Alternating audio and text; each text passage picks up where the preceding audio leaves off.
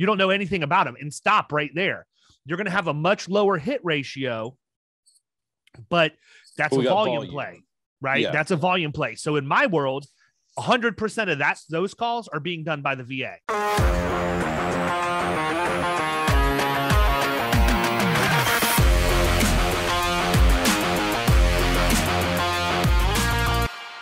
Talk about some cold calling and some sales, and dive in on that a little bit. Probably topic most people call you about, trying to figure this out.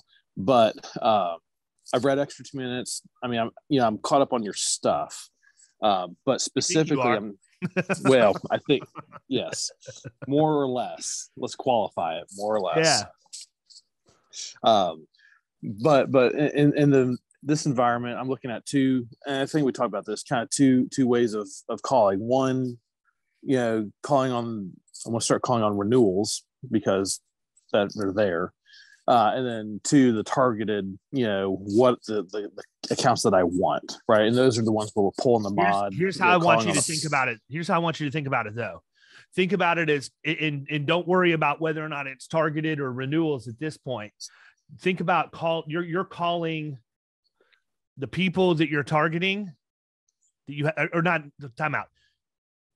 You have to break it down into two different ways: the people you have information on and the people you have no information on. Yes. That's really it, right? So whether they're targeted or not targeted, if you have information on them, that's a different conversation than the people you have nothing on, other than an X date, right? So, and you could go experience mod, you could go vulnerability assessment on cyber. I mean, there's a million different angles you can go, but the conversation when you have information is a different conversation, because if it's just the people you know nothing about, but the expiration date, that's a real simple conversation.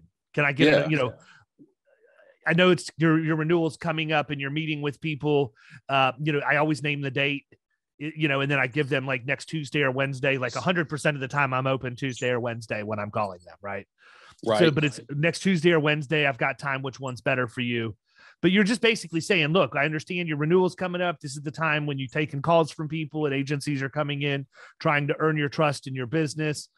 Just wanted to get on that list. I'm around next Tuesday or Wednesday in your area. Which one's better for you? And go that way. You don't know anything about them, and stop right there. You're going to have a much lower hit ratio, but that's a volume play, right? Yeah. That's a volume play. So in my world, 100% of those calls are being done by the VA. Marvin is doing those calls every single day for us.